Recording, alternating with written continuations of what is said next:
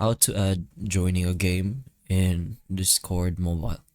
So what you're gonna have to do is just go ahead into the Discord app itself, of course, but as long as you can navigate yourself into the settings. So press on the U, which should be your profile. Go to the top right corner. That is going to be the settings. So once you are in settings, what you're gonna have to do now is go ahead and press on the content and social option. Then once you've entered content and social, scroll down to the server defaults.